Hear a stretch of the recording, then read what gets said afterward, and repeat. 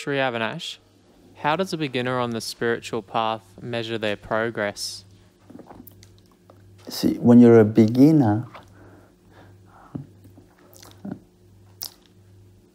you're not experienced.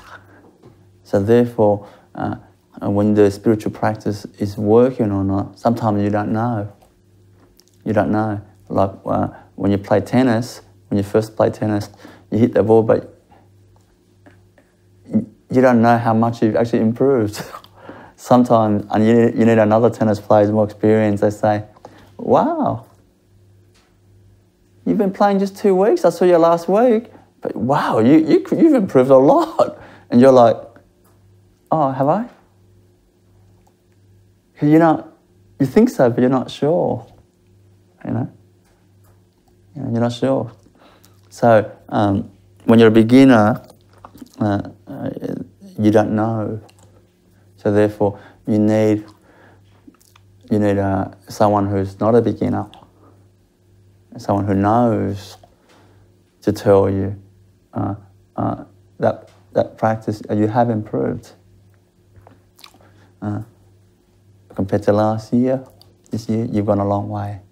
So even when they say that, you kind of feel, oh, yeah, I think I have, but a little bit. But you're not sure how much, and you're not sure how. You don't feel that much, whatever the actual improvement. You can't really gauge it accurately. So, as a beginner, you really need a coach. You need a guru. Everybody needs a guru to advance forward on the spiritual path more efficiently. More efficiently. But particularly a beginner needs proper guidance. Particularly because you don't know. Sometimes you think you're doing a lot of practice, you improve, but maybe you haven't improved at all. So you actually don't know. See? It's like another example is when you learn a language. You're learning a lot of vocabulary, you think you improved a lot, and when you speak to someone, like, just speechless, you can't even speak. And then you haven't improved much. In application, you haven't improved much. But if you're speaking to someone, and then another person speaking Deutsch, for example, that person, oh, wow, you've improved a lot. You can really, just for some moments, you seem like you speak Deutsch pretty good. Until you speak longer, and you haven't improved that much.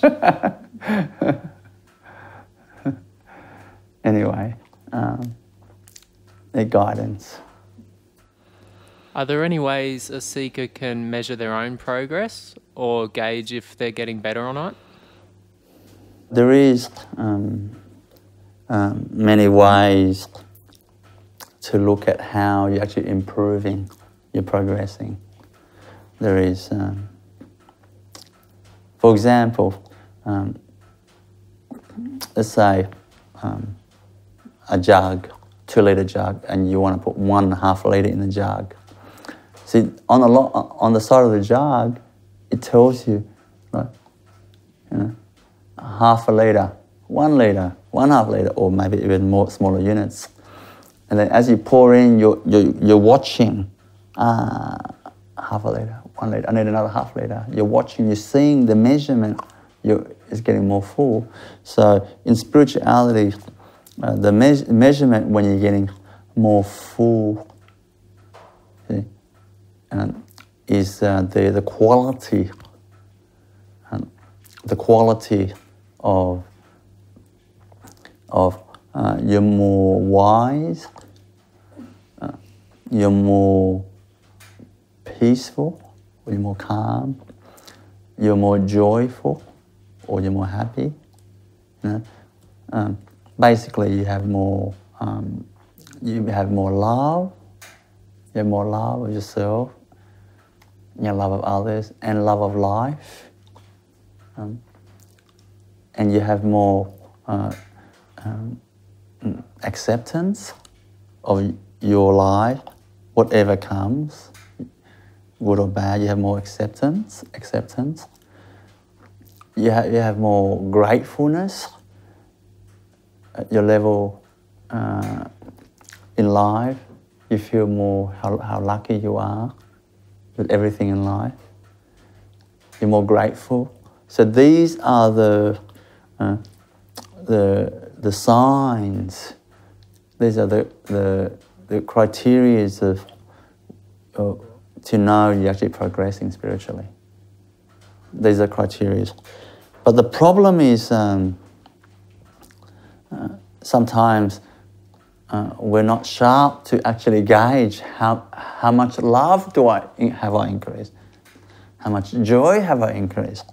Sometimes we get it wrong. We can't tell. So then there's so they're the really criteria. And if we need another criteria that's easier to measure to get it right, in addition to those, you can still use those, is what you would call equanimity of mind. In other words, how long does it take for you to go back to that calm, natural state in you before the external, for example, stimulus that disturbs you? How long does it take for you to go back to that natural state, calm down? For example, let's say the boss says, unfortunately,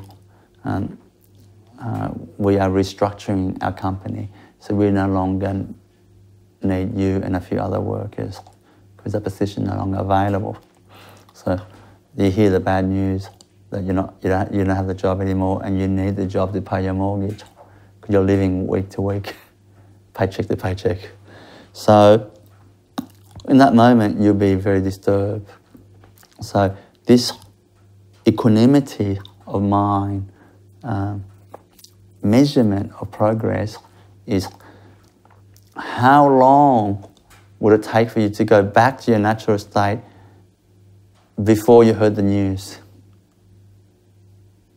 Before you heard the news that the boss said, "Oh, can I have a chat with you privately in my office?"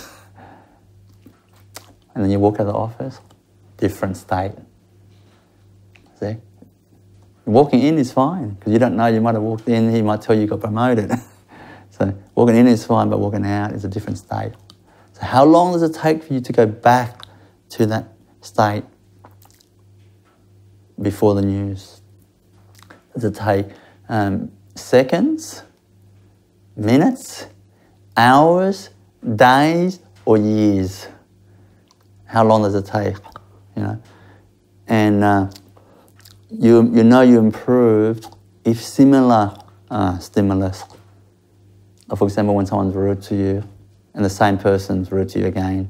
For example, in relationships, it's very good like that because you get the same stimulus, same person, so you can gauge, So then you know, oh, my partner screamed at me last time. Oh, it just took me 3 days to get over it.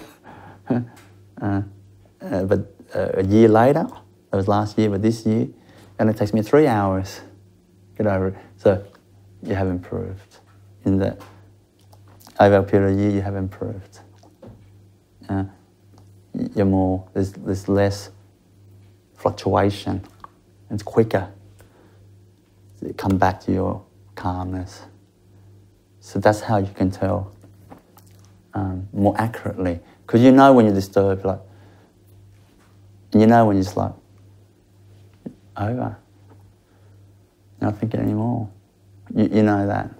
So they're the ways you can gauge, you know you're progressing or not.